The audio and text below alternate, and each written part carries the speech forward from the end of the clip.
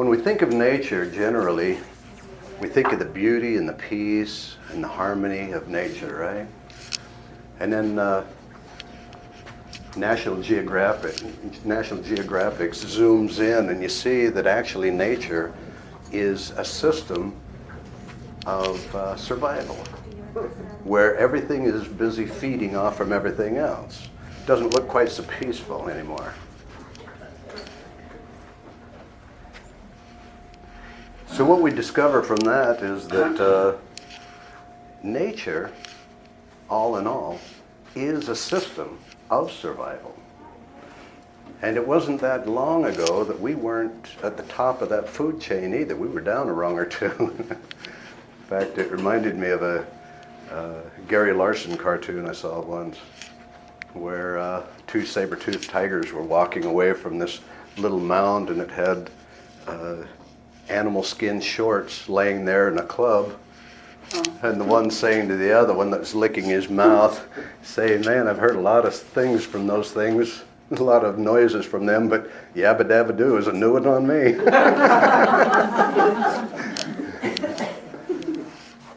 Anyway, that's what we're going to be talking about. Coming into the subject of tonight, it's going to be a little bit of a complex subject, but I'm hoping that I can figure out a way to simplify it and bring it back into a very logical part of our everyday life. But what we have to do is start out with the understanding of how all of nature is basically in this system of survival. We're part of that. And so with survival, as humans, we think that, wow, that's fantastic that the vegetable kingdom is there for our use, and it's been evolving and developing for our well-being, and that's its purpose. And we think, wow, little carrot, I'm going to make your day today. I'm going to transform you into a human today by eating you. Like that's supposed to excite the carrot. When in reality, every plant and animal has a form of survival that has been developed that protects it. It's a form of protection, and that's what we're talking about tonight is lectins, because right to the smallest level in nature, there are lectins, which are protein molecules that have a sticky, they're like a sticky molecule of protein. And there are many, many uses for these. There are good uses, there are neutral uses, and there are negative aspects of it. And the negative aspect, of course, is that with plants, they'll develop lectins that will stop bacteria and other insects from eating them. And a good example of this is like the lectins in latex now. We're all familiar with some of the frankenfoods that they're busy developing, and what they're doing with tomatoes is they're taking some of the components of the latex rubber and putting it into the tomatoes, because the latex rubber has an antifungal property, and so they put it in with the tomato, and fungus doesn't grow on tomato, because of course tomatoes are, if you overwater your tomatoes, they're going to grow a fungus. And so they figured, okay, here's a neat thing. Let's join the DNA here of the latex rubber along with the tomato, and we've got a tomato that won't grow fungus. Fantastic. The only problem is everybody that has an allergic reaction to latex is going to have an allergic reaction to these tomatoes. Obviously, that has nothing to do with anybody in this room, because we don't eat frankenfood. Anyway, there's a piece of information of how powerful lectins can be.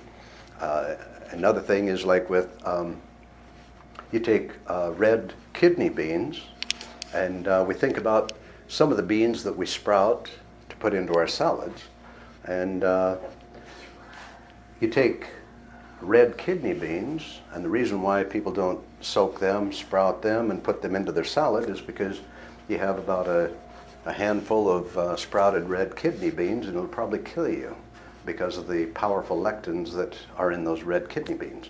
And the only way that we can get rid of those is by soaking them and then cooking them. And through the process of cooking, you can break down those lectins to where it drops from 5,000 or 6,000 of these little lectins down to about 200 to 400, which is a big deal. Now keep in mind there are lectins, these little sticky proteins that are, a lot of them, the main ones that we're going to be talking about tonight are going to be the toxic lectins. There are, like I say, positive lectins, like our own livers have lectins. And again, it's like those sticky hands that you throw when they stick on a mirror. Our livers have some of those little guys, and when they see a bacteria go by, they sling it out there and they suck up a bacteria and they can destroy it. And so our bodies even use them.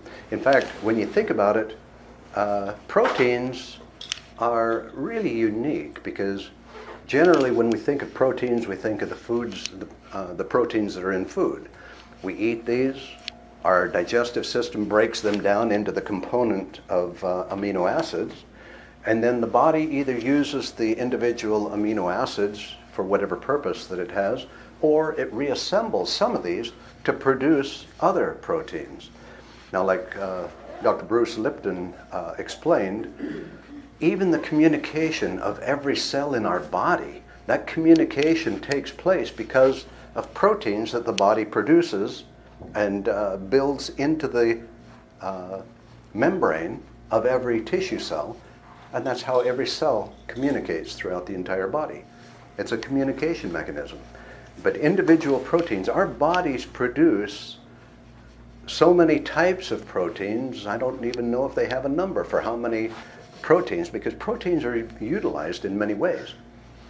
And this is the reason why it is so important that we recognize the value of digesting the proteins that we eat, because when we can break, you picture every protein that we eat as being like a puzzle, and the digestive process pulls the puzzle pieces apart, and then the body reassembles what it needs, but utilizes the puzzle pieces for chemistry functions and whatever else. But what happens when our digestive system, say at the age of 40, when we no longer produce sufficient quantities of hydrochloric acid, what happens when our bodies can't break those puzzles apart? Those proteins become a very toxic substance in the body, part of the unusable food residue that actually poisons us. Okay? That's the reason why, as we go through the evening here and we're talking about the connection between disease and lectins, we can also look on the other side and see how by improving digestion, improving elimination, and normalizing our health supersedes a lot of the problems that we would develop by being exposed to lectins. We're all exposed to negative lectins, but there are ways through proper food preparation and improving digestion to where they're not going to have such a negative effect on us.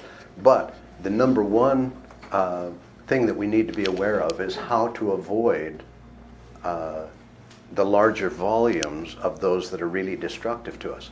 Now, just to give you an idea of how they start destroying the body, again, they're sticky little guys.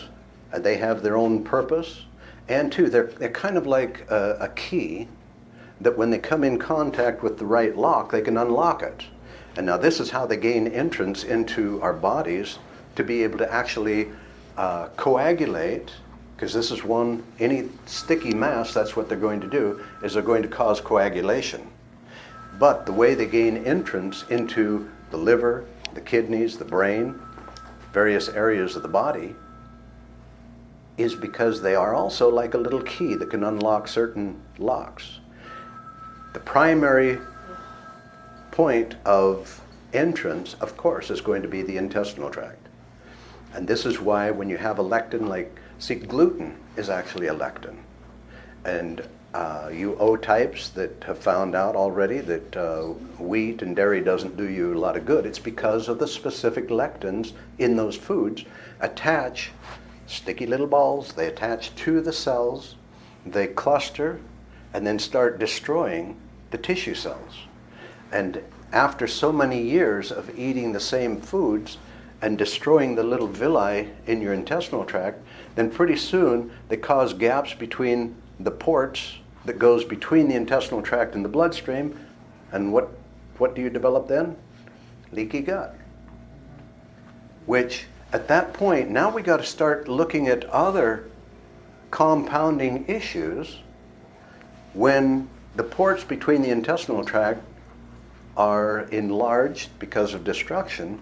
Now other components, let's say like undigested proteins and other unfriendly bacteria, things like this, now they can get into the bloodstream. Okay? Now, of course, bacteria cannot survive in the bloodstream because there's too much oxygen there. So the bacteria will convert to a fungus. That is the proverbial fungus among us right there. That's our candida.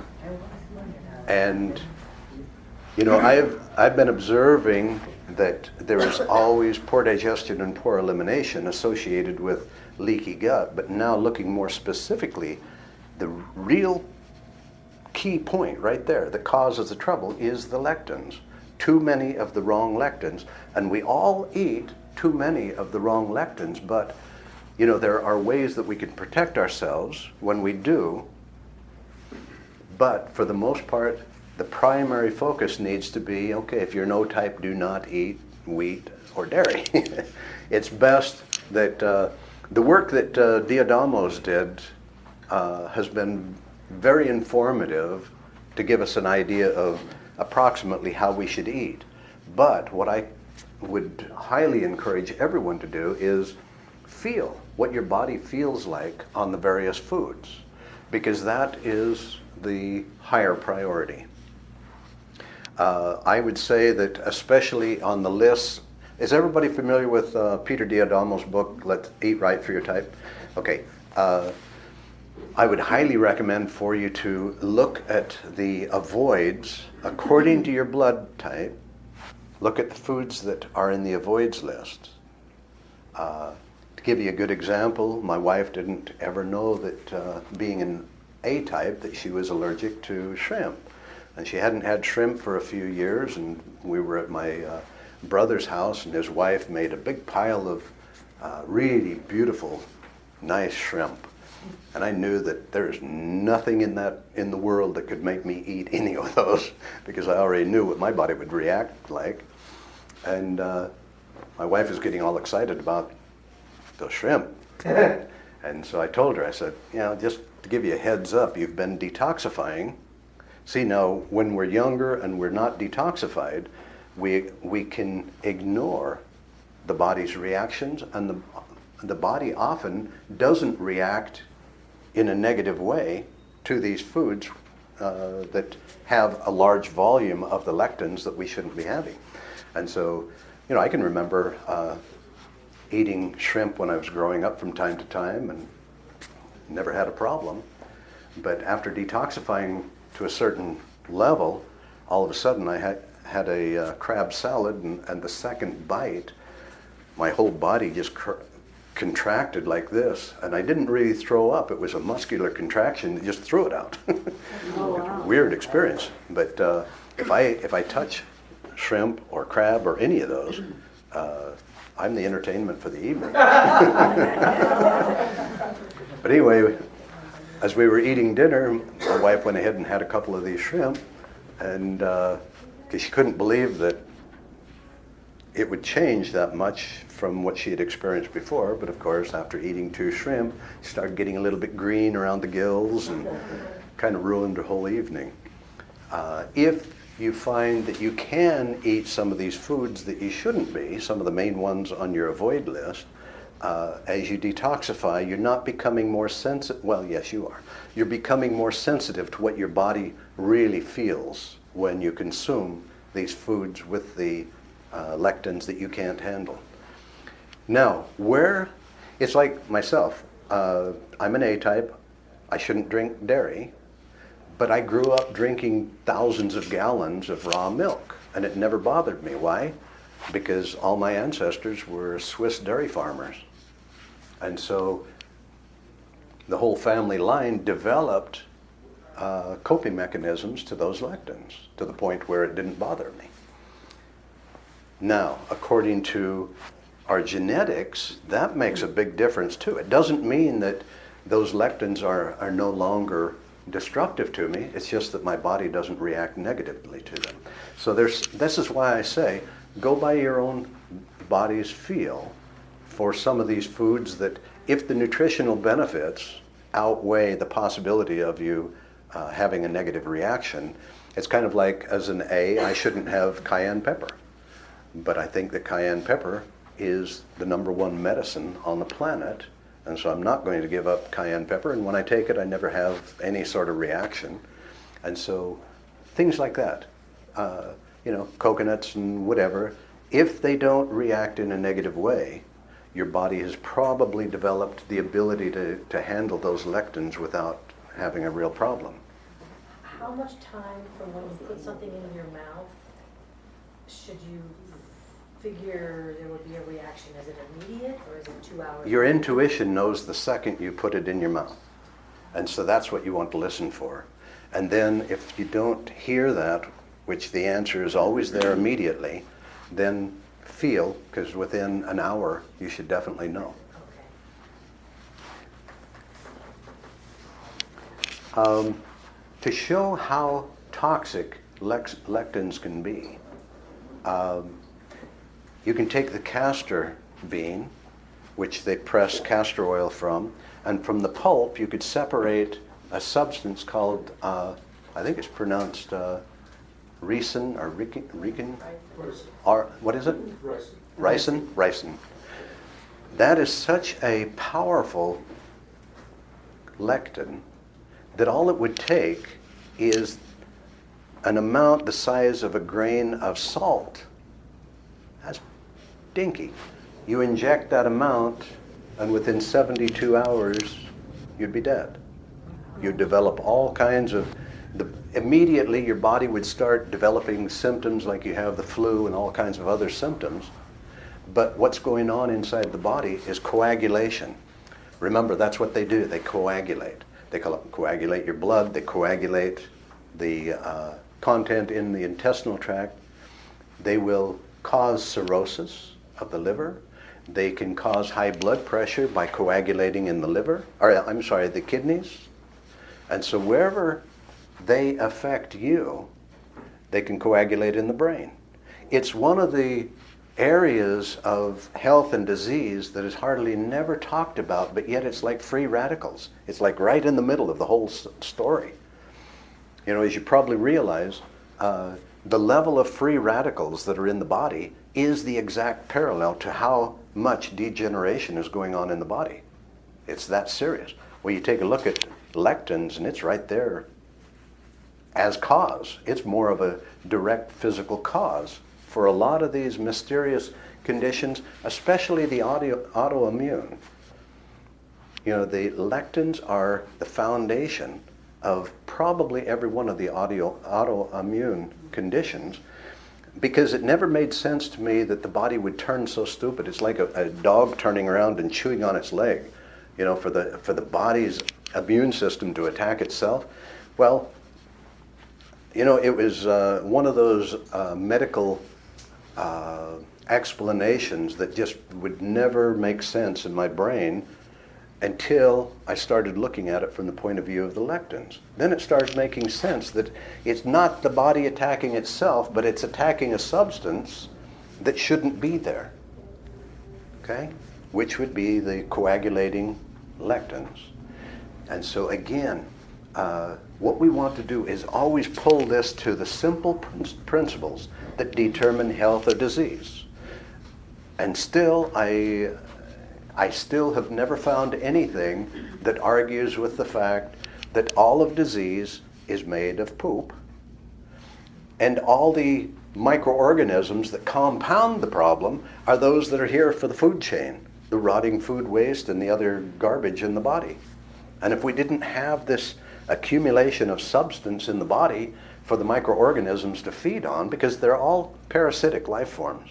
They're all looking for rotting food waste, and we look like catering wagons to them. And so if we open up all the pathways for elimination and keep this stuff removed, we don't have to worry about killing parasites and viruses and bacteria and everything, because their natural enemy is high vitality. But if we are, with our poor digestion and our lousy chewing habits, if we are retaining volumes of unusable food residues, and that's helping to bring our energy down because it's poisoning us, we're only asking for nature's cleanup committee to come on into the body and clean it up, because that's what maggots do, and all other members of nature's cleanup committee. In fact, there was a time when people got smart enough to realize that there's a positive use for maggots. You can actually save your life with maggots, because maggots aren't interested in you. They're interested in rotting food waste, just like viruses, bacteria, and everything else. They're looking for a food chain. Okay? Maggots, if you were out in the wild and you hurt yourself really bad and the tissue is starting to rot, you let flies lay eggs on it and you get those maggots working on that, they'll eat nothing but the rotting tissue, and you will not die of gangrene. The maggots will actually save your life. That's what all of nature's cleanup committee is trying to do, is just clean us up. But if we figure out how to open up the flow of detoxification and get all of this accumulated waste material out of the body, then there's nothing for organisms to feed on. Now keep in mind that one of the components of this waste material that the body possesses is dead tissue cells. And lectins are busy killing tissue cells, providing a larger volume of this substance that rots in the body and feeds the microorganisms. Okay? So, number one, we need to avoid exposure to the lectins. And another principle that we can keep in mind regarding exposure is to keep in mind that it isn't what we're exposed to that causes the harm, it's what we hold on to. And so if we're exposed, we keep the pathways of elimination open, just keep moving it on out, and we're not harmed at all. And that's radiation, that's toxic chemicals, metals, and everything. Lectins are a little bit different in the fact that they're sticky little rascals. So it's best that if they're the negative lectins that none of us should be exposed to, or according to your blood type that you shouldn't be exposing yourself to, that's the wisest, is to limit the intake. The reason why, I was thinking also about allergies, because, allergies, it's kind of a vague, most of the information that we hear about allergies is like, well, you if you have them, then you just have to be treated or avoid exposure to the allergen. But there's several reasons for allergies. Lectins are one of those. It's not the only reason, because of course we have psychological causes. By association, if the body associates a food and a horrible experience together, you can have an allergy to that particular food. We have, again, if the lectins open up a pathway within the intestinal tract to allow other food substances into the blood prematurely, the rotting residue of that food could cause the body to overreact. Now, another very important thing when it comes to allergies is to stop and realize, what is the body doing? The body's just defending itself. It's reacting to a substance that it believes is a threat. According to the level of adrenal exhaustion, guess what? Your allergies go up.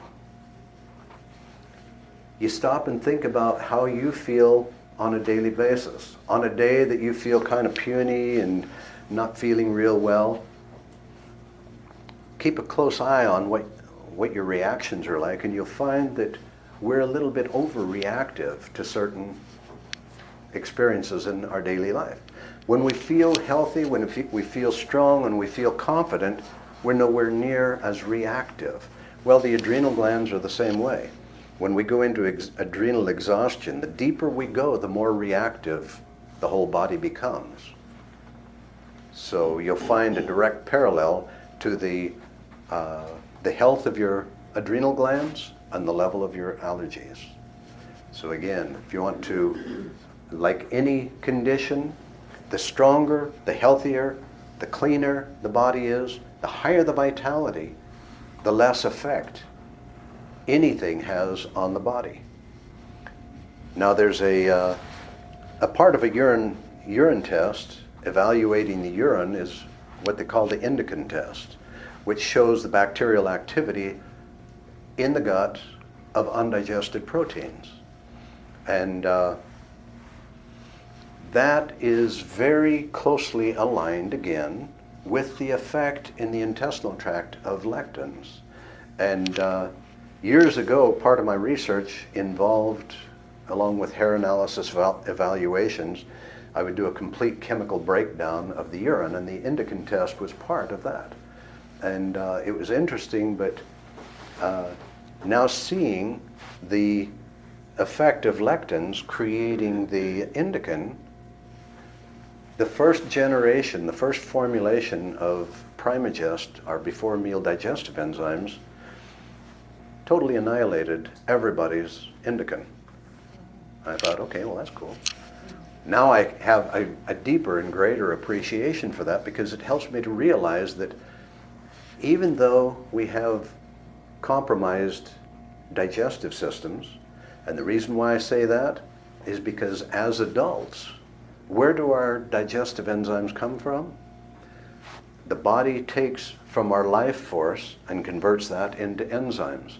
Enzymes are like little sparks of energy through the body. They're the little worker bees. If anything is done in the body, it's an enzyme that is doing it. Our life force within the physical body is the sum total of what is called our enzyme, our metabolic enzyme pool. It is that enzyme pool, that life force from the enzyme pool, is what is converted into digestive enzymes to break our food down.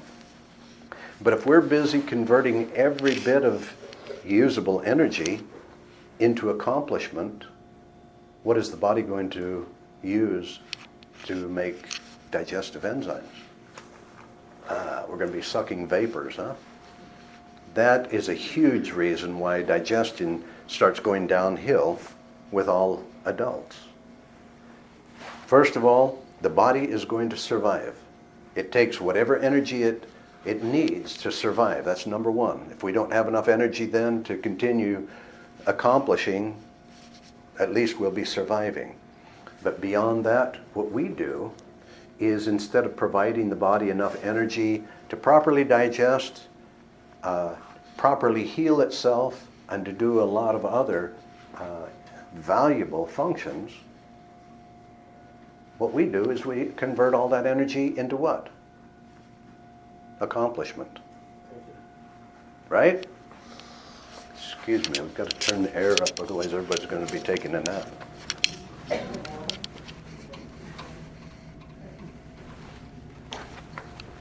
All right, if that gets too cold, yell, because I get to concentrating and I don't pay attention to other things. Okay, so again, high vitality is not only the secret to better digestion, less allergies, but also it's the greatest enemy to viruses, bacteria, parasites, and all other sludge suckers. Okay? All nature's cleanup committee.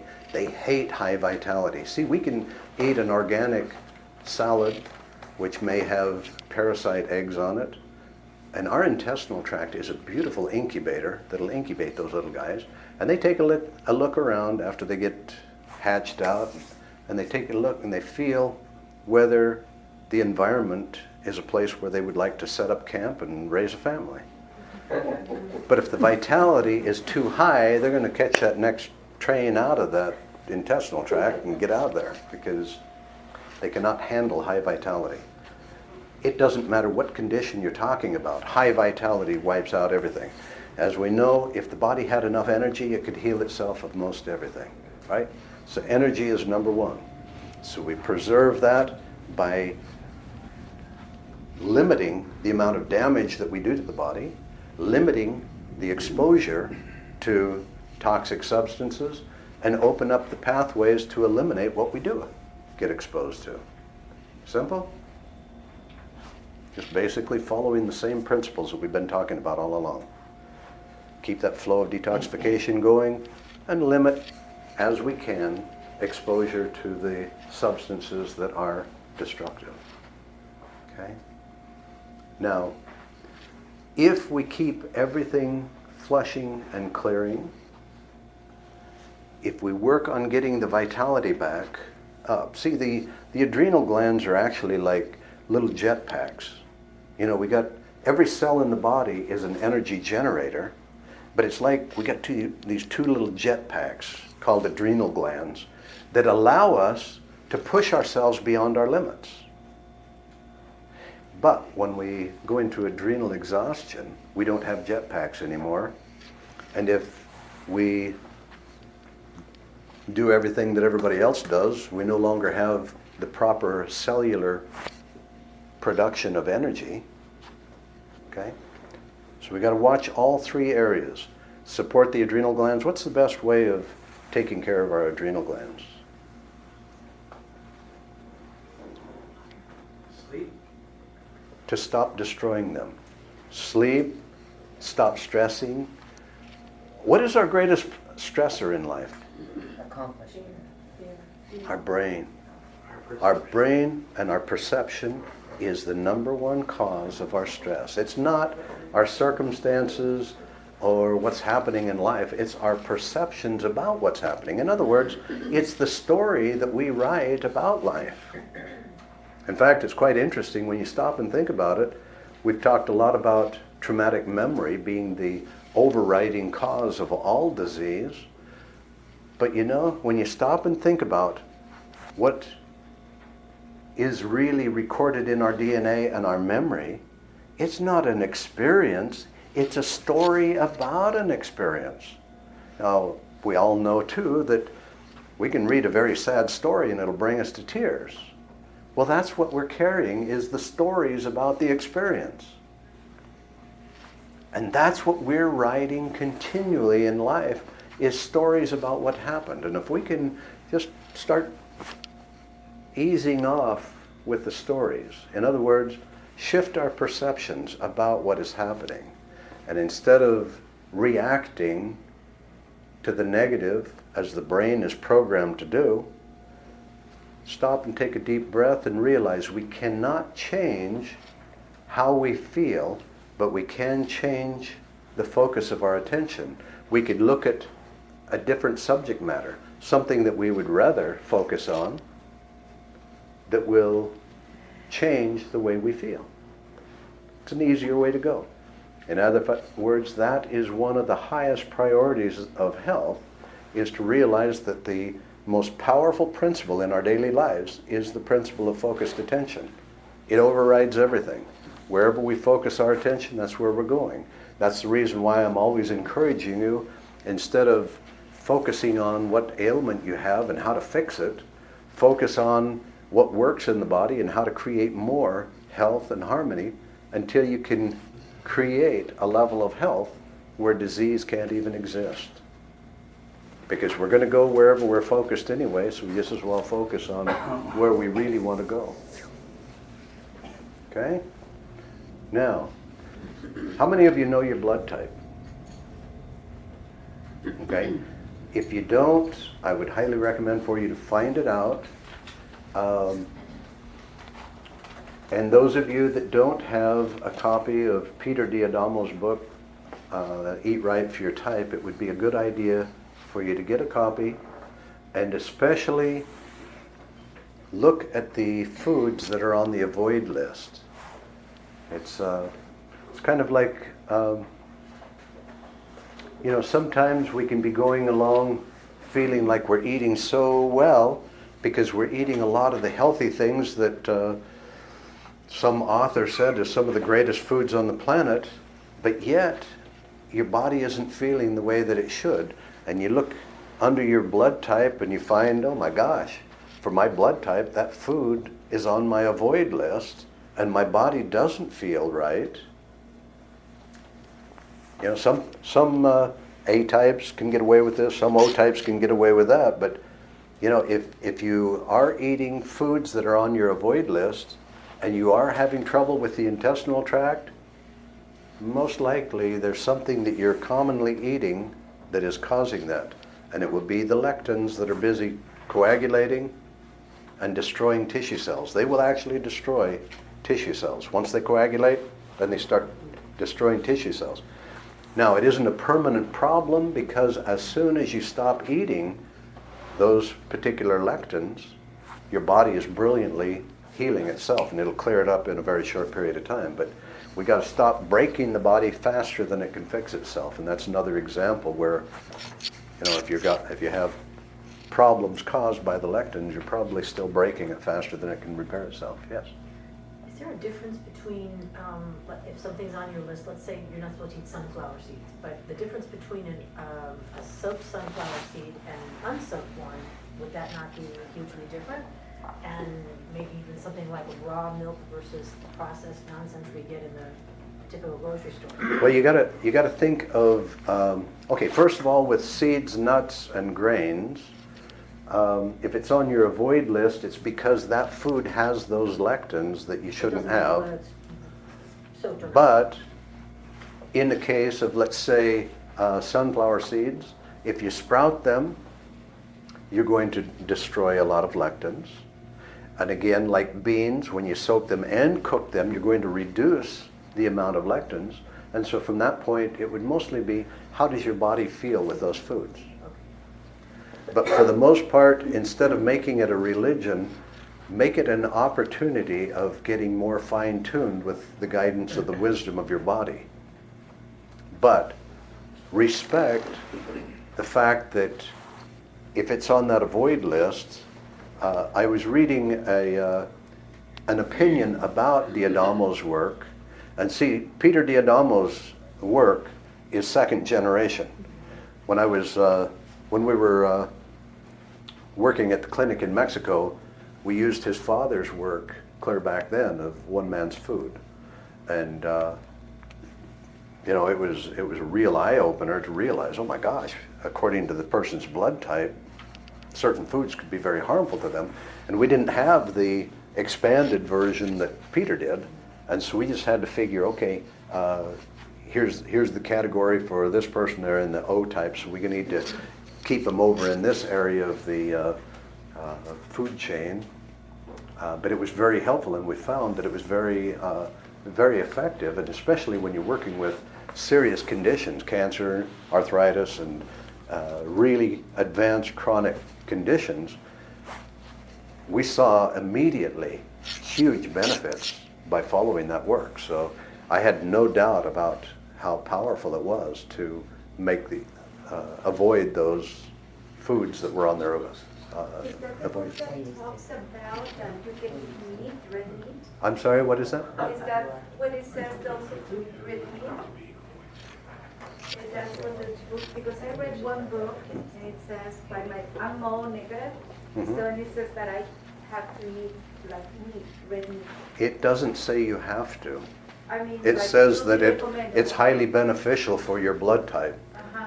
But again, every person has to listen to their own body wisdom and decide what you're going to do about vegetarianism, meat, and everything. Because keep in mind, we transition a little bit too rapidly. The reason why the paleo diets are becoming so popular is because, remember, those diets were established before the A-type started growing their grains and everything. And so you go back past the grains and just to the basic whole foods. And of course, everybody's body will thrive on that type of a diet. And the main reason is because there, in all of those foods, there are less lectins. You'll find that to be the direct correlation as to why that type of diet works so much better. But what I would like to caution everybody on is the fact that these bodies were programmed over thousands of years of eating in a particular way. And how was that eating? Well, that was back when we were in that food chain, eating or being eaten. You know, we were a tasty morsel to quite a few of these bigger guys back there. We weren't always on top of the chain, the food chain. And we were right in there with them in nature, eating and being eaten. And at that time, that was, you know, we were grubbing and digging and eating roots and eating berries and eating other animals. And that's the way our bodies were programmed. So to shift from that because of a thought can get us into trouble. That's the reason why I would always encourage everyone to listen closely to your body and be a little bit more cautious. Don't jump from the way your parents and grandparents ate and jump over here because some author said this is an ideal way of eating, because that gets more people into trouble than anything. Another one is shifting too rapidly into an all raw diet. When you stop and think about the average adult body, the filters are already overloaded. The pathways of elimination are sluggish. Then you shift into a all raw food diet. The tissue immediately starts increasing in vitality. And when the tissue increases in vitality, what's the first objective? Detoxify.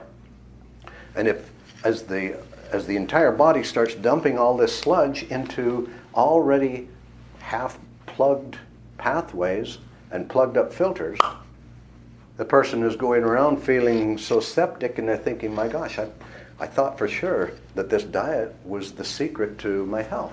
Well, it would be if they would slowly transition into it. That's the reason why we've been programmed to think when we have a problem, what do I take for this? I would like to encourage everybody to think when you have a problem, what do I need to get rid of so that I can feel better? Because the real problem within the body is the accumulation of stuff that shouldn't be in the body. The chemicals, metals, dead tissue cells, the unusable food residues, the mucuses, and the acid waste. Every cell in your body is producing acid waste, and most foods that we eat, and especially the grains and foods like that, produce mucus in the body. In fact, research on enzymes showed that you take a newborn baby that has never eaten any food besides mother's breast milk, and you very carefully steam organic vegetables, mash them up, don't put salt or pepper in there, and give it to that baby, and the baby's intestinal tract will still produce mucus to protect the lining of the intestinal tract, showing that even cooked food is considered a foreign substance to the body. But still, we've got thousands of years of programming of eating a certain way. Now, not all that time was cooked foods. We were, probably just ripping things out of the ground and eating them just like all the other animals. But over the last how many generations, we've become totally accustomed to everything being cooked. Then, now we're turning, the last couple decades, we've been turning and realizing, oh my gosh, we can't kill everything. We got to keep some life in our food to bring more life into the body. Yes, Dave? There's a great study in following personality types that go along with blood types. Mm-hmm. And there's a great study in following by certain groups of people that they will not date or marry conflicting blood types. Well, Sounds funny Makes at it first, easier to cook. but the first time you heard about Peter J. D'Adamo and his father on eating for your blood type, that sounded funny as well too. But yeah. I would encourage you to look even further into this, because the synergistic holistic dynamics. Of course, go along with A's and O's trying to dine together is kind of awkward. I would never marry anyway.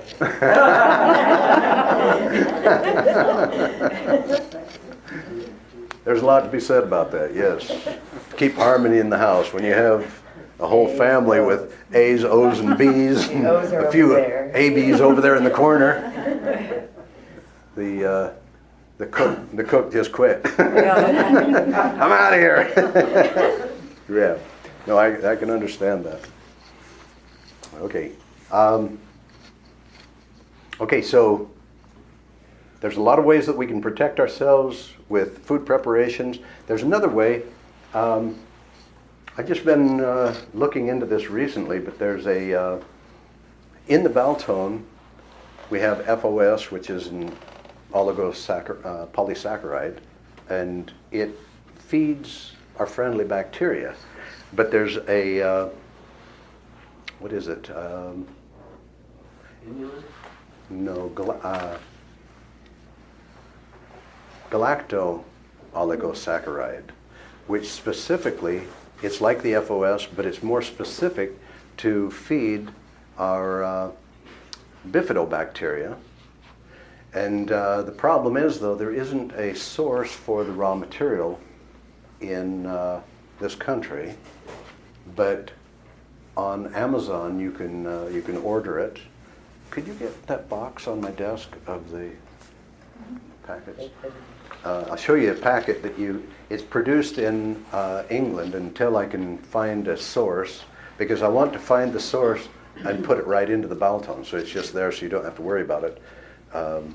But what it will do is it will specifically reactivate the bifidobacteria that's still in your gut, that hasn't been destroyed by chlorine and antibiotics and everything.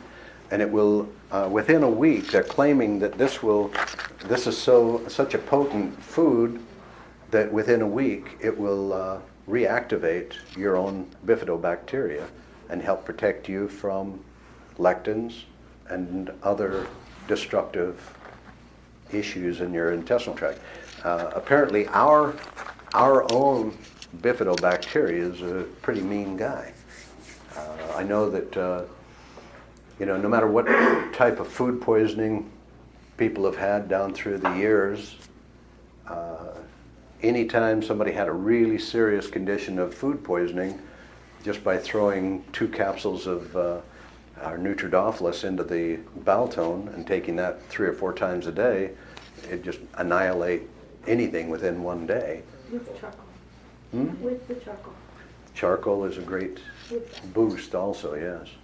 Yeah, we've been, the last couple of weeks we've been experimenting with another form of Baltone that we were thinking about putting in the 30-day, but we're afraid that it'd gross too many people out, because it has the charcoal and everything right in it, and you look at it and you have a black drink, it's not real appetizing.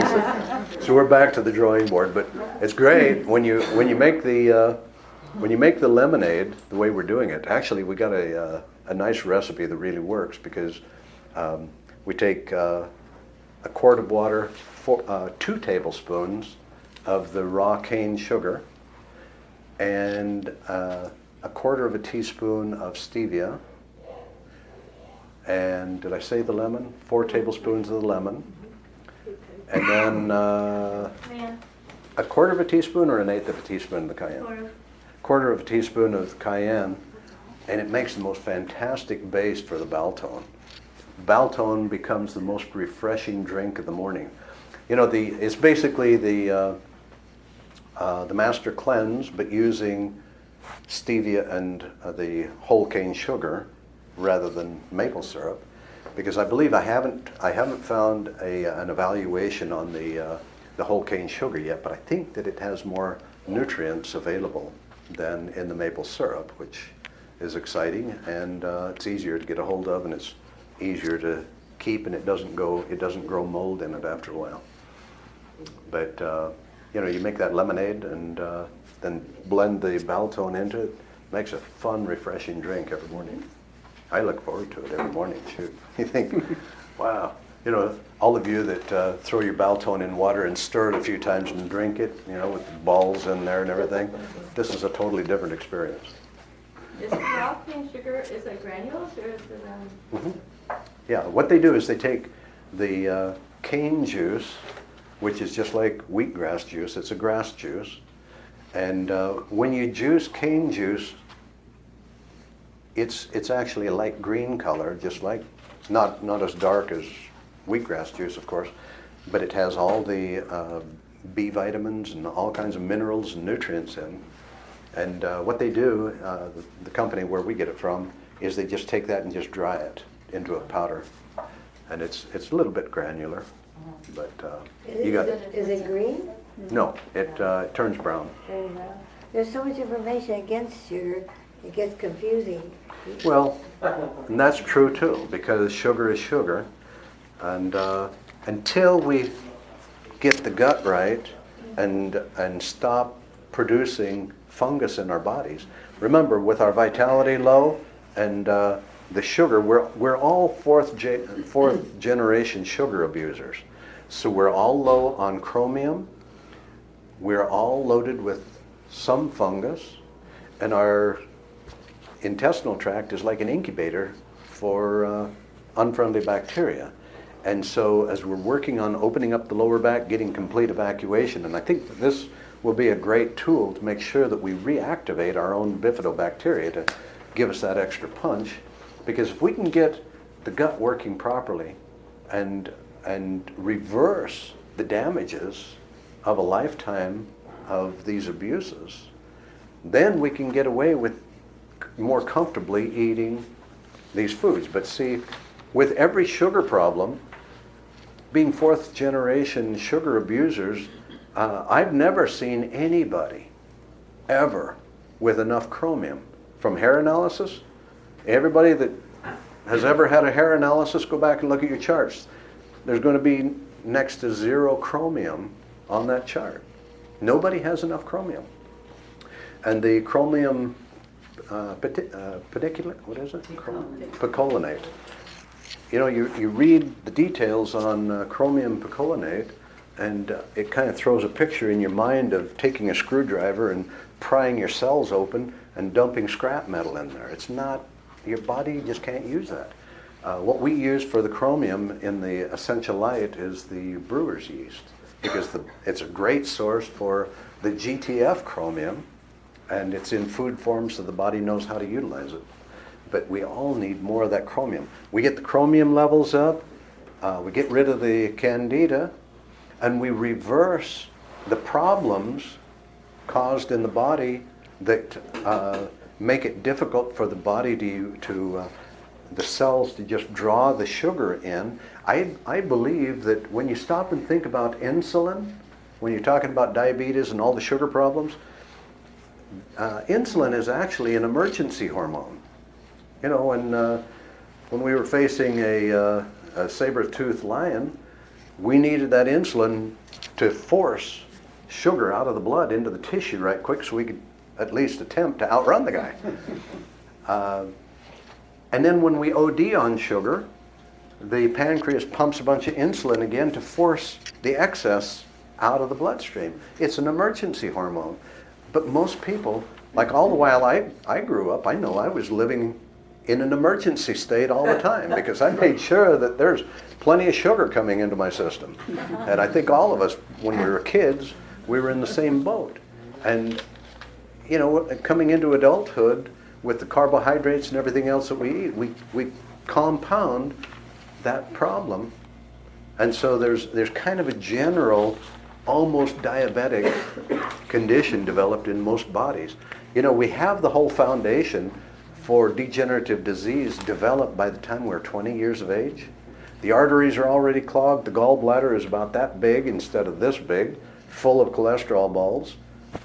We've got the whole foundation laid for any sort of degenerative disease that the body moves into. And so we've got to reverse all of that. That's the 2 projects that each one of us have to do. And if we get focused on that and realize, okay, this is what we have to do. We have to reverse a lifetime accumulation of garbage, and we have to reverse a lifetime accumulation of damage. We have accumulated damage with the body throughout the years because we wouldn't give the body the energy that it required to heal the damage each time. We get sick, we hurt ourselves or whatever, and we're down for the least amount of time that we can get away with, and then we're back up converting every bit of our energy into accomplishment, and we're dragging whatever didn't quite heal, thinking, well, when we were kids, the body magically healed itself, so of course it knows how to do that, so in time it'll happen. No, it doesn't. It slaps a little scar tissue on it because it isn't given as adults. We don't give it the energy to complete the healing process. When we were kids, playing all day, whatever we were doing, we get tired, we just flop on the floor and sleep. How many of us do that now? You do? You flop on the floor and sleep? If we live more like kids, we will. The bodies can start functioning more. But what we're talking about, that key element, is the essence of life. Energy. Energy is everything. And like we've talked about tonight, lectins are energy robbers. They're destroyers, and they are one of the major causes for our allergies. All the poisoning, see, the brain doesn't know how to tell you that you're being poisoned. So most of the time, when your brain tells you that you're fatigued, you're actually being poisoned. This is the reason why I encourage everybody to keep that intestinal tract dumping, because you never know when the liver and gallbladder are going to get excited and start dumping poisons into the intestinal tract. Like after a gallbladder flush, you'll find that if you don't move that poison out fast enough, you're going to feel tired the next day. That's not being tired, that's being poisoned. It's being poisoned. So always keep in mind that no matter what's going on in the body, if your energy drops, there's a high probability that there's poison in the intestinal tract that is constantly influencing the blood, and it's poisoning you. From one end to the other of this intestinal tract, it's influencing and determining the content of the bloodstream, and that determines how we feel. So we got to make sure that we don't put poison in here, and make sure that all the poison comes out the other end quickly. And then the advantage of the detox baths is what loads up in the bloodstream, we pull directly out through the skin from the blood and the lymph consistently, and the energy stays up. Yes, Dave? You brought up allergy a whole bunch of times. I think people forget what an allergy is. It's a reaction. It can be very It's minor. body's defense, yes. So based upon that, what is your position on NAET, Nambutapod allergy elimination technique, or Viktor Frank's like methods? The technique that David is talking about is a way to... The most common allergens that people have are to dust, cat hair, whatever. It's things that one group of people will react to and maybe somebody else won't. If you clear the lectins out of the way and you look at the fact that the body is reacting illogically against these substances, it could be a psychological cause. It could be, there's a huge number there, psychological issues. But there could be a time when the body was overwhelmed by dust or something, and so it knows how to defend itself by producing specific antibodies because it was threatened. See, the immune system has a memory system that is in the chemistry. And just like the brain has a system of when we're triggered, the brain looks at how we were attacked in a similar way to know how to defend itself. The immune system does the same thing, but only it's looking at a chemistry memory of when it could have been overwhelmed or threatened in the past, where it developed antibodies against that substance. So the body will naturally react. Now, if it's of a substance that, like you have an allergy to carrots or something, and it's not on your avoid list, that is kind of what would be considered, in my mind, an unnecessary allergic reaction. So you take all of those unnecessary allergic reactions, and you can go to someone. We have a couple people that we could refer you to in this area that do the technique that David is talking about. And what they do is they reprogram your computer and say, this isn't a threat to you. You got it all wrong. You wrote the wrong story. Yeah. And they can reprogram the computer so that you're no longer negatively reacting to those substances. So it's a good thing, especially if it's something that, to give you a few examples, we've had people that, a woman that was allergic to her husband. The process works great, We took her down to this Dr. Winan down here. He reprogrammed her computer, and she was no longer allergic to her husband. But it was, very stressful when you're allergic to your spouse. But if there's something that isn't logical that you should be negatively reacting to, you might want to get your computer reprogrammed. Okay? Thanks for bringing that up, Dave. A question about menopause and hot flashes. Yeah? Is that normal, or do I need to? Like, No, it's today- common. It's normal, not natural. I look at it as being the extreme of adrenal exhaustion. The ovaries, they've got a job to do to a certain point, and then they're finished. But keep in mind that in the last couple decades, there's been a lot of mystery generated surrounding hormones and hormone balance.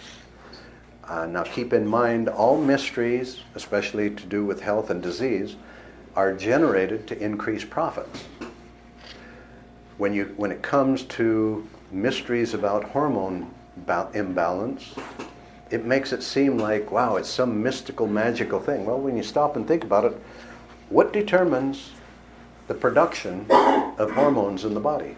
It's your endocrine system, it's your glands. Okay, so let's picture a hormone as being a memo that one of your glands writes. Okay, and so all the glands are busy writing these memos around the office, and the liver is the shredder. So the liver's responsibility is keep shredding these memos. Well, you get the liver overwhelmed after so many years of abusing it the way we do as human adults, and pretty soon the shredder can't work so well. You stick rocks and sticks into there, and it's going to break the shredder. So it doesn't shred as well. Then you have the adrenal glands that are, they put the hand over their heart and say, sorry, ovaries, I've been doing your work for you for years, and I can't do it anymore, and now you're not doing anything. We're both finished. There goes your hot flashes and everything else because of the imbalances that are created when the adrenal glands can't make up for the work that the ovaries are no longer able to do. Cause it when you don't have ovaries too? Yes, same process. Doesn't matter if they fade out of the picture or get ripped out. Okay. The adrenal exhaustion, which is actually our barometers to tell us how we're doing in life. You ever look at them that way? Because the challenge of life is to control our perceptions and not see life as being so threatening. And the adrenal glands are the barometers that tell us how we're doing. If the adrenal glands are exhausted, we're perceiving life as being too threatening to us, and it stresses the adrenal glands and exhausts them. We're not experiencing enough joy in life, enough life in life. And so you just can't keep that in the back of your mind that those are your barometers. But we also have to take care of those barometers because on a daily basis, the adrenal glands have to have fuel. And the fuel for the adrenal glands is a complete food form of vitamin C. And keep it in mind that that's one of the major reasons for all the arterial circulatory problems is a deficiency of vitamin C, because these animals do not produce vitamin C. We have to eat it. The other thing it needs is they need pantothenic acid. And this is the reason why bee pollen has been so popular for so long, is because bee pollen is an easier form for the body to be able to get its pantothenic acid for the adrenal glands. What we put into the essential light to take care of that is flower pollen, which is rye pollen that is harvested with machines. Because bees really aren't too picky about the pollen that they gather, and they gather ragweed and all kinds of other stuff, and that's the reason why a lot of people have allergic reactions to pollen. And two, a lot of mold gets into bee pollens as well. But pure flower pollen, nobody can have a reaction to that because it's one of the purest foods on the planet. But that will be a great source for you to get your pantothenic acid for the adrenal glands. But if you take care of, if you feed your adrenal glands every day, and then what is the key solution for the adrenal glands? Reperceive what appears to be threatening in your life. Every stressor in our lives is drawn into our lives by who? We author all of our stressors. We excitedly choose every aspect of our life that becomes our stressor and our threat. Now, as we invite those stressors into our lives, who can take them back out? That's the number one thing, is eliminate the stressors and reperceive what can't be eliminated.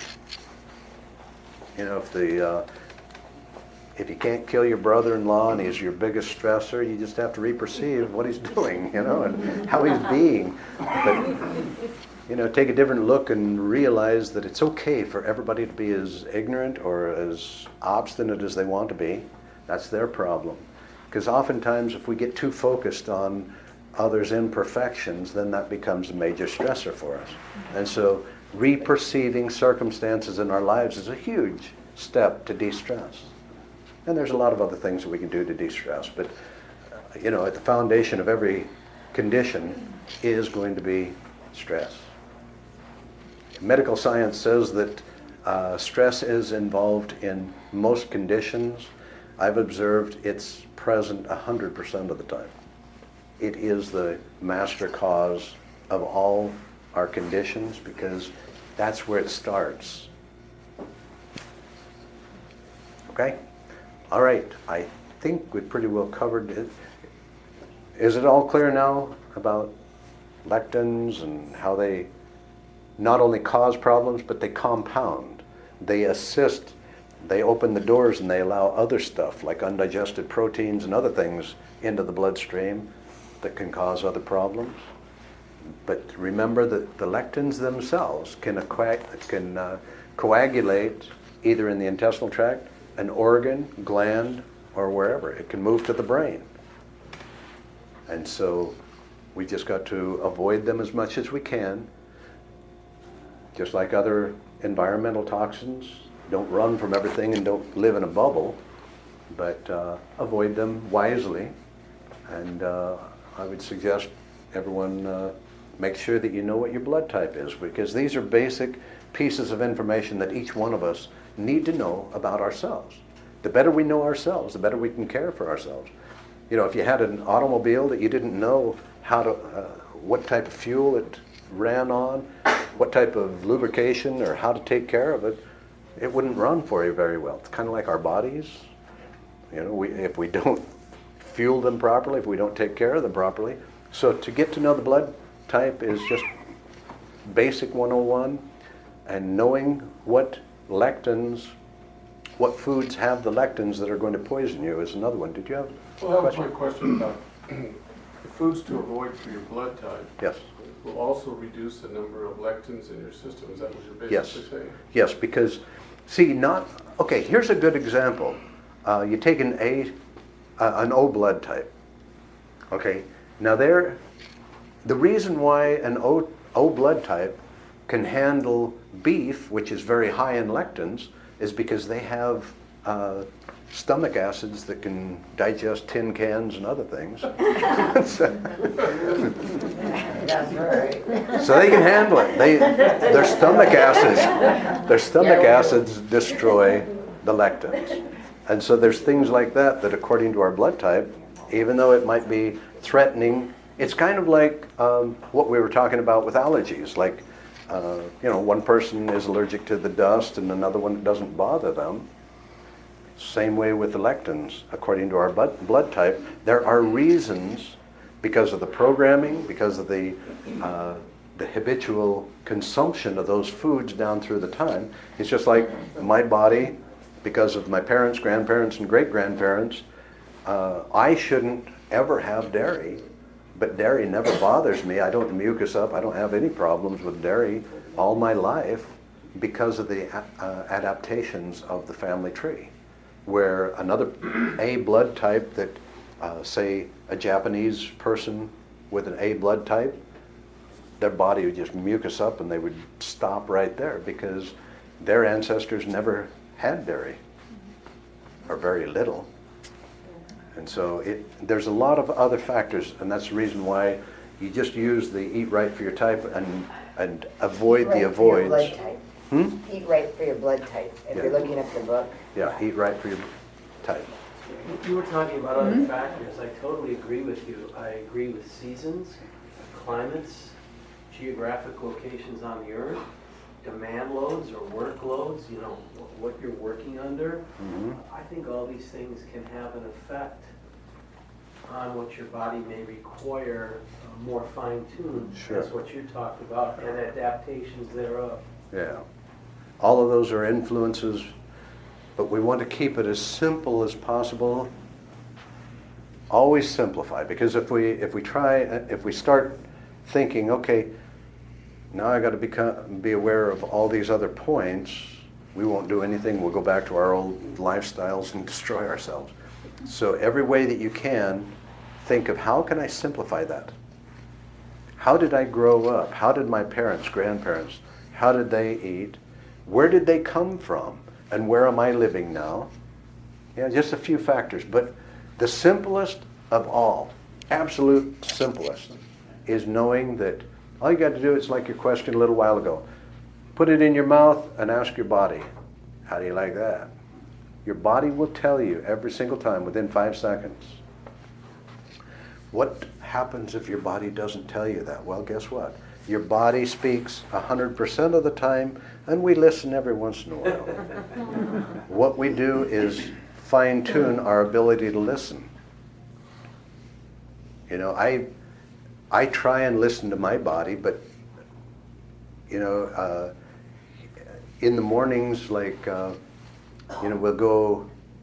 What my wife and I have been doing for the last few weeks is eating a grapefruit every morning, and I know I'm not sensitive enough to feel the energy of the food, but I know she can. So I said, find our grapefruits, and she'll go through the pile like this, and she'll pick out the ones with the highest energy. Because why not? Because most people don't know how to do that or can't do it, and so it's going to be a crapshoot anyway for everybody. But we don't have to fall to that because she's developed a finer tuned sense of hearing, and she can hear and feel the energy, and she goes ahead and grabs the ones that have the highest energy in the pile, and that's what we have for breakfast every morning. There are some people that I've heard say that they can do the same thing. Do you hear a sound, or what do you hear? Or what do you just feel? I feel. Just And I feel? hear vibration. You hear a sound? Yeah, that's what most people tell me is they can hear a sound inside the head where it's kind of like a little fine whistle that goes up and down. They say if you grow, like donkey. I've read if you grow your own vegetables and fruits and stuff like that they actually adapt to you. If you're, connected to them and stuff, that they'll definitely adapt to what you need out of it. So if you had your own grapefruit tree that you're loving and supporting, it's going to be right for you. Right. That'd be very powerful. Yes. Oh, what product has enough chromium? The essential light, all of the essential lights, and the metabol, because we put brewer's yeast in it. It's easier to assimilate. If I use brewer's yeast myself, I'm getting some chromium. Yes, but you don't want to use the debittered, because that's how they debitter it. They take the chromium out of it. And the nutritional yeast, which tastes nice, it doesn't have chromium either. Oh, wow. How long do you soak the beans in? At least 7 hours 7 to hours. release the enzyme inhibitors, and it helps to release a lot of the lectins as well. But see, now, those are two different substances. The lectins are separate from the enzyme inhibitors. The enzyme inhibitors are what literally inhibit the seed from sprouting. But when we eat the food without releasing those, it takes so much more energy to break the food down. It's like twice as hard to digest. The water that you serve, you throw them? Yeah, you just throw it out and rinse them, yeah. Especially with beans, things like that. Yes? I'm in the middle of a controversy between my food allergy tests Uh-huh. and my blood O test. My blood O test says I cannot eat something there, Uh-huh. but my food allergy test says I'm fine. Now, that was the coconut. I went back to my food allergy test Okay. that lists what I'm allergic, what I should stay off of, and it has the count of how much high it is, you know, according to a scale, if it's up or down. But I vote with your intestinal tract. Really? Yeah, what does your intestinal tract say about the No, coconut? it's been okay. For the it's been last year okay. that you've been eating coconut stuff? Yeah. Make sure that you're not justifying it, because when in doubt, because you have an intestinal problem, when in doubt, it would be very wise to discontinue all of the foods that are on your avoid list, because you can't, you want to heal the intestinal tract first. And then if you do that, then you can come back into the coconut if your body says it's okay. Oh, so you're saying my stomach says no, but my blood says yes? Your allergy test says yes. I think your colon is probably saying, oh heck no, because the lectins are probably the main reason why you're having such colon problems. And so you want to avoid all the lectins, because it's not a question whether it's damaging. I can guarantee you that it's damaging because of your blood type. With the coconut, you are getting lectins that you shouldn't have. Now, if you were, let's say your ancestors were Hawaiian, Yeah. maybe that would be a different story, because you would develop the ability to deal with those. But if that isn't the case, then I would say with the condition you have going on in your colon, it would really be better for at least until you get that healed up to stop the coconut. I see. And look at all the other foods on the avoid list that you may have been eating over the last year, and discontinue those. It's not worth taking the chance. Okay. You want to get healed as fast as you can. Thank you. Does he update that list in his books over the course of the years? I don't know. As certain things get popular, like several years ago, agave was popular. Yeah. Now it's not so much anymore. Right. Now coconut is a big deal, but it wasn't, Yeah. when he first wrote those books. This is the reason why I say that you really need to use the avoid list as the guideline, but check it with your body, because a lot of those, I don't know if he just took samples of the straight whole foods and tested them, not being sprouted or whatever. So there's a lot of variables, because we don't know what he used in the testing. I know that they did extensive kinesiology and other methods of testing, and so it was quite close back when he did print the book. Without trying to complicate, I'd say there's other variables too, like what the saturation of your oral cavity is with metals, how much sunlight you're getting, how much grounding. These variables, I don't, in these blood type things, I don't know if the control is this is the average male at 30 or 35 or female, no dental work, Yeah. no cell phone, EMF, no this, no that. I think those things can. Well, let's keep it simple and focus Well, on just the lectins, Right. and everything else is under the guise of creating health, And as I mentioned, the higher the vitality, the more ability the body has to defend itself without overreacting. With all allergies and all of these reactions, that's what we're talking about, is let's calm the body down so that it doesn't overreact unnecessarily. And that's the result of just having a healthy body. Increase the vitality above all things, by following these principles, and the body won't overreact, avoid the things that we should. Did you have something? Yeah, they did. Yeah. The sign, if you're regular, is that a sign that you're not being affected by lectins? It's a good sign. If you're constipated, that would be a sign that you will. Constipation is a very obvious sign that you've got too much stickiness in the tube. Yeah. Yeah. What's regular? Regular is you have a meal and you have a poop. You do the math. Yeah, you do the math. 3 meals a day, 3 poop. So if you got that, then you pretty don't need to worry.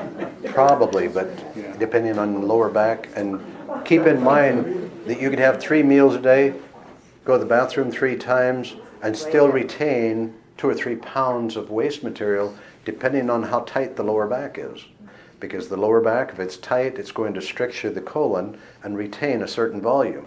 You might retrain your intestinal tract to be regular, truly regular, still retaining a certain volume. So we all know what it feels like when the body evacuates everything. It's like, everything's cleared. And so again, With the Balaton and the Nutritophilus, when I take that, I just feel really. you have that feeling of clearing. So yeah, that's it. Janice. I have 2 easy ones. Okay. One, we might be able to do a Google search and eat right for your blood type. There might be good free information, not even buying the book. Yeah. Or Google or Amazon often will have used books even for $1 or $2. And are there any foods that don't have lectins? No. No. The reason why all plants and animals have lectins is as a very base defense mechanism. The plants will produce lectins to protect themselves from bacteria and insects, and some of them will produce so much lectins that even humans or big animals can't eat a whole lot of them. It's a protective mechanism so that they can keep reproducing without being completely consumed. What happens when you don't have enough chromium? And can I get chromium in some sort of yeast at the health Yes, store? just brewer's yeast. Just take brewer's yeast. But you said nutritional yeast, which is Brewer's yeast. no Take good. brewer's yeast. Eat brewer's yeast. So nutritional yeast is not brewer's yeast? If it says brewer's yeast, that's what you want. I have a swelling problem. I swell. The minute I start moving around, I Oh, start don't do swelling. that anymore. That's not good. I wish I could, but it's been happening since I was 20 years old. Okay. The main cause, if it isn't salt causing edema, the main cause is your filter is plugged up. If the brain sees that the liver is overwhelmed and can't keep your blood clean, your brain will tighten the muscles right here under the collarbone to stagnate your lymphatic system, because that's lymph. I could push my thumb into your foot, and they could fingerprint me This is good today, so. they could fingerprint me in an hour from now. Okay, that's the So what- deficiency of gallbladder flushes. You want to do So it. what do you recommend? Talk to that lady. She'll give you a sheet of paper I'll help you. and get. Because water pills, you take this every day. And then No, you're that just- makes then- it worse. Then you're worried about, your See, you're- kidney. yeah, it's Exactly, yeah. so. Okay, there in the body, there is a system of elimination that evacuates and eliminates all the waste from the body. Picture it as being a hose draining the swamp. It's got 5 kinks in it. Okay, lower back, which causes strictures in the colon. Gallbladder, which is the trash can for the liver that is full of cholesterol balls backing the liver up. And then, like I explained, at that point, the 5th kink is the brain tightening the muscles here so that the lymph can't come into the bloodstream. A trampoline, right? Yes. Well, the trampoline is a good way, but right now, you just frustrate yourself because you got to give it somewhere to go. Yeah. So open up those other pathways, then the trampoline is the most effective way of stimulating the movement of the lymph, but you got to give it somewhere to go first. Okay? Yes. Hot, cold therapy, maybe a hot bath. Well, she's still got to give it somewhere to go. Well, after a long, Yeah. yes. Well, once you get the gallbladder, once you get the gallbladder clearing, and then open up the nerve flow from this point right here, and the reason for that is that's where the nerve flows from the spinal cord to the gallbladder and liver. Once you get that opened up and you get the gallbladder cleared and the liver clearing, then your brain will ease this off. It would be excellent for you to go and get lymphatic drainage treatments. They have machines that will activate the stagnation. See, the lymph in this area is coagulated. It's like jello. And all the lymph through the body is like... See, the reason why that doesn't pop right back out is because the lymph is actually coagulated. It's like jello. And so you got to get that thinned out. And so with lymphatic therapy and then consistently doing the trampoline, as you keep this pathway open, it will take a little bit of time. But see, when you take water pills, what you do is you dehydrate the body. And the body is retaining toxic fluids in the lymph.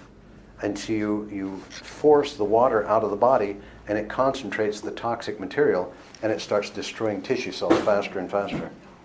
Okay? Is that T what is the gallbladder? You pointed to the back. T5 and 7. T5 and 7. Gallbladder and liver. Where do you get the lymphatic therapy? I don't know. Georgette used to do it. You can find people, therapists that do lymphatic. Would Kitty know when I go see her? She might. You can talk to me, I know. Yeah, talk to Jim. But this is coming from, maybe it shouldn't be coming from a man, but bras do a great job of slowing down the lymph. Yeah. Or bands around the waist. So that's another thing as far as reversing the condition. Those are two things to keep in mind. And also, the underwire bra is a real killer. Yeah. All right. Appreciate everybody for coming. It is time to go home and go to bed. Thank you, Nick. You are welcome.